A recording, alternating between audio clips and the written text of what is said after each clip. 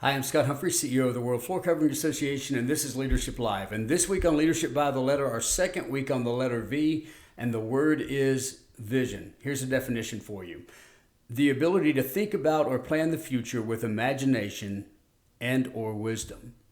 The ability to think about or plan the future with imagination and or wisdom. Vision sounds a little bit like being a dreamer, right? Because we dream about things that may one day be, and we've all read about dreamers whose dreams became reality. But vision's a little bit different, and it is vital to leadership. The people looking to you rely on your vision to know if their efforts are in line for the success of the organization. Vision, here's a little definition that I've created. Vision is a dream plus commitment and sacrifice. A dream plus commitment and sacrifice equals a vision. In Proverbs 29:18, it says that without a vision, people perish. You know what it does not say? Without a vision, leaders perish. Isn't that funny? Because I've known a lot of leaders that had no vision and they stayed on and on and on and on. But leaders with a vision will be doing things to create change within an organization. They want to see and make sure that they're doing something to have an impact on the people that look to them, the people who rely on them. But that vision must be carried on and renewed and energized over and over again. Over 350 years ago, a group of people traveled 3,000 miles and landed by ship on the northeastern shores of our country. On year one, they selected what they considered to be a good town site. Year two, they realized they needed a town government, some people to kind of regulate what was going on, and so they elected a town government. In year three, that town government made the decision to build a road 5 miles into the wilderness. And in year four, the people that elected the town leaders tried to impeach them. That's right. They tried to impeach them. They said things like, what do we need a road for anyway? Why would anyone be going out there? And you might even agree with that. Maybe a crazy way to use funds. But don't lose sight of this. The same people who took the risk and had the vision to travel 3,000 miles 4 years later don't have the vision and willingness to take the risk to build a road that goes 5. Your vision must be renewed and restored on an ongoing basis. Many years ago, a young man is out playing in the yard. He's already eaten. His mom and dad get busy, and he's out. It's full moon, so he can stay out a little bit later than he normally would.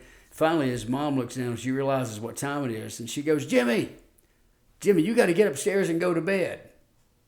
Now, kind of unusual. He had no problem with that, and so he came right inside, went up the stairs, and went to his bed, which concerned his mom a little bit because she knew that wasn't the norm. So she went up to check on him. And she was surprised to find him with his chair pulled up right next to the window. And he was looking out at that massive full moon. And she said, Jimmy, what are you doing? He said, oh, Mama, I'm just looking at that moon. She said, well, right now you need to get your tail in bed.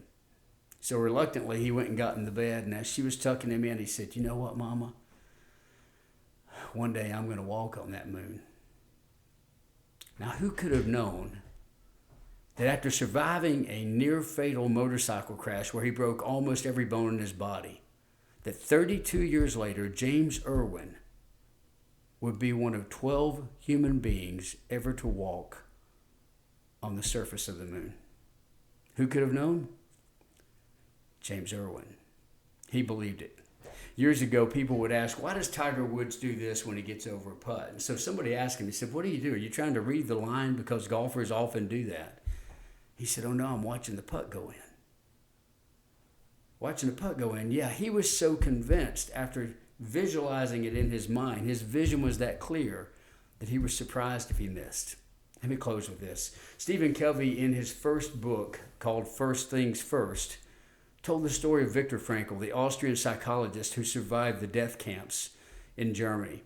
Frankl got really enamored with the thought of why did some people survive and others did not. And he researched it to find out. He said, was it their health? Was it their vitality? Was it their family history? What we would call DNA. Was it their intelligence? Maybe they had these unique set of survival skills. But ultimately he found out it was none of those things. None of those things helped these people to survive. It ultimately came down to one thing. The people that survived had a sense of future vision, what you and I would call purpose. They felt there was a reason they must survive. There was something that only they could do, and they were committed to doing it. Their focus was on their future, not their current situation. I don't know where you are, but I know your people are looking to you, and they want to know what your vision is, especially when we go in through uncertain times like a recession. Share your vision, articulate it, sit down, talk one-on-one, let people know why your organization exists, and then go out there and lead.